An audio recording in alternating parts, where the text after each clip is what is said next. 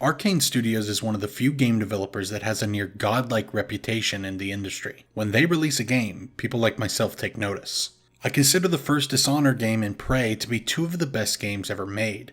Dishonored 2 stumbled a little bit, but still produced one of the better games of 2016. I feel Deathloop is in a similar spot to Dishonored 2, which is ironic as my largest issue with the game was also part of Dishonored 2's launch. To be quite blunt, the performance on PC for this game is unacceptable. I have a decent machine and the game has no reason to run at this level of performance. While I played Dishonored 2 on Xbox when it first came out, looking at footage from launch, that game ran horrendously on the PC. While Deathloop doesn't ever get as unbearable, the level of performance here from the same developer using the same engine is rather troubling. People are blaming Denuvo, and while I feel the engine is more to blame in this case, I can't imagine the anti-piracy software helps the performance. Don't forget, Prey used CryEngine and had Denuvo, and didn't have that many performance problems. They seem to be rather rare. While in this video I will recommend that you purchase and play Deathloop, there is a big asterisk there. If you are willing to put up with a game that stutters a fair amount and consistently drops frames, then there is something fun here.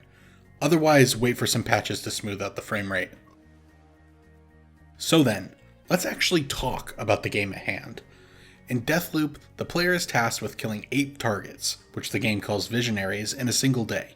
The catch is that each visionary has a different schedule, and are only available to be killed at certain times of the day. The premise of the game is to manipulate the time loop to group visionaries together to take them out more efficiently. While the game only has one solution, that solution can take quite a few steps to reach. People keep saying that this game is more linear than other Arkane titles, and this is something I find a little puzzling. The game is clearer about where to go and when than I was expecting, but what order to tackle objectives in is still left up to the player. While one player may want to learn more about Alexis Dorsey and how to kill him, another might find Fia and her Havoc Slab to be a more valuable target. The game encourages player choice in approaching objectives, similar to Arkane's previous outings. The marketing, however, did make the game seem to be a little more open-ended than it turned out being, but I could see it becoming frustrating if the player was given almost no direction at all. But I also think it's fair to say that this game maybe overreaches with its handholding a little bit.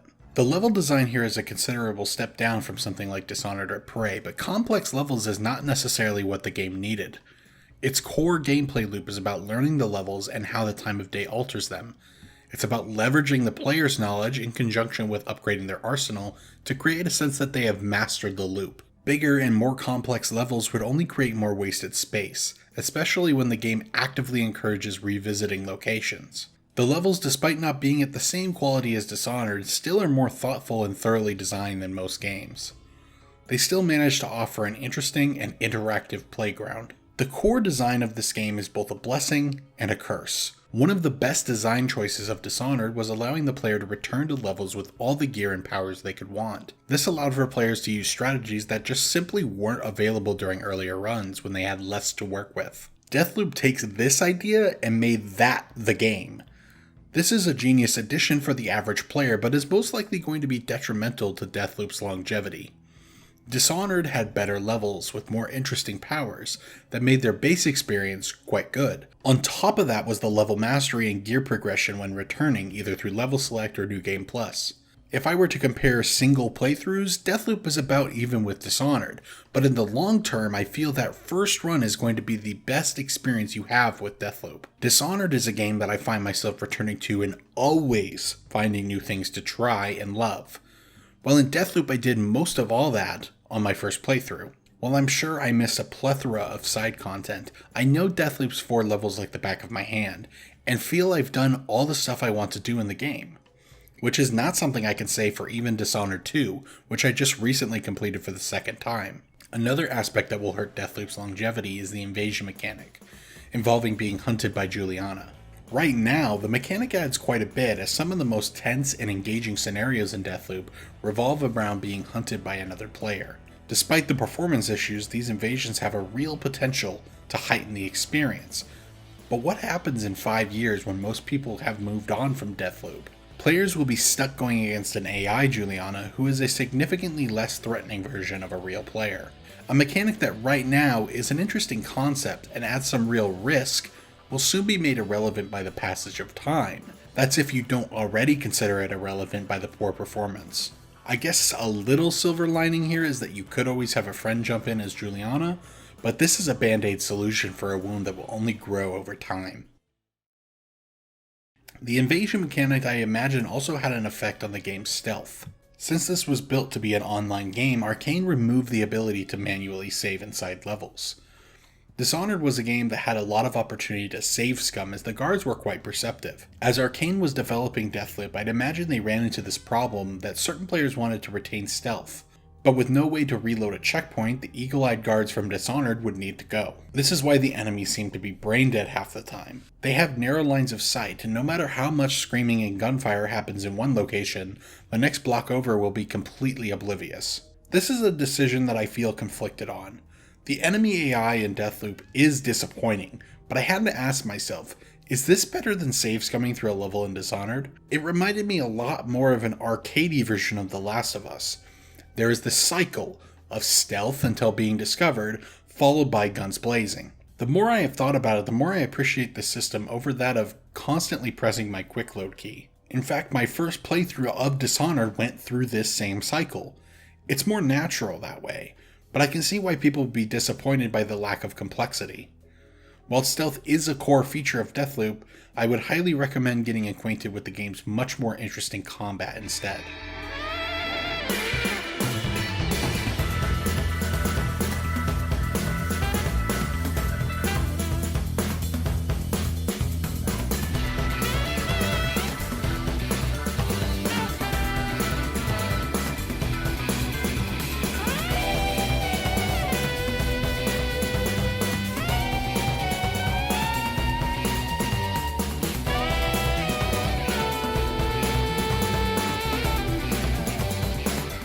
The combat in this game reminds me a lot of BioShock Infinite. The player has 2 slabs available to them at any given time, as well as 3 weapons of their choosing.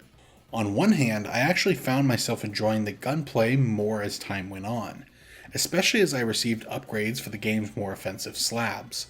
The Havoc slab and its upgrades that I won't spoil here led to a rather exciting form of combat, where it truly felt like I was in control of the fight. To say that I loved endgame combat is an understatement, but to say that it starts off strong is wildly inaccurate. Shooting games are my bread and butter. I've been playing Halo since I was 4, and have played a plethora of shooters over the years. One key aspect to good shooter design is to have an appropriate healing system. This is where Deathloop drops the ball. I didn't bring up BioShock Infinite for no reason. Both games incorporate enemies that use hit-scan weapons, but don't have a healing system to match. The player can't hold health packs to use whenever needed, like in BioShock or Dishonored. Infinite did at the very least have the shield, which would recharge, but Deathloop lacks any way to heal other than finding fizz pops throughout the level, or finding a health station. It does have some regenerating health, but the amount it heals as well as its speed leave a lot to be desired. Even the personal trinkets to expand and quicken health regen didn't seem to help. The enemies just do too much damage and are aggressive enough to make the regeneration almost worthless. The trinkets, both weapon and personal, were a bit of a mixed bag. For one, there doesn't seem to be that many of them in the first place. On top of that, most are either entirely useless or extremely niche. I found a few that I liked and for the most part stuck to them. I only changed when I wanted to focus more on stealth, but once I got to the late game, it was all about going guns blazing. The one thing about this game that I think is entirely positive is the style. The visuals are fantastic, and the 60s style is something I really enjoy. The music is incredible and leads into the themes and ideas presented in the visuals. The game does an incredible job of realizing its world and making it feel unique.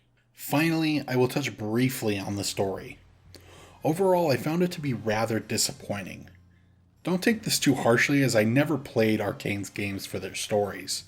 Unfortunately, I felt the environmental storytelling that Dishonored and especially Prey nailed so well was also lacking. I felt like after I finished the game, I didn't know nearly enough about anything to formulate my opinion. I had to look into the story online, and obviously that felt a lot less rewarding than learning about the story in-game through exploration. The writing may be over the top for some people, but I found the excessive use of swearing and the constant antagonism from Juliana to be quite enjoyable. Who are you? Who am I? My name, son of a fuck! What the fuck's my name? So at the end of the day, should you buy Deathloop? Indeed, I believe so. However, you should probably wait for performance patches to be released and maybe a sale before doing so. Quite a few people found this game disappointing, including myself. That is something to take into consideration, but at the end of the day, this game is only disappointing due to the fact that I know what Arkane is capable of. I went into Deathloop hoping for a masterpiece. Too bad I'll have to settle for something that's just fun.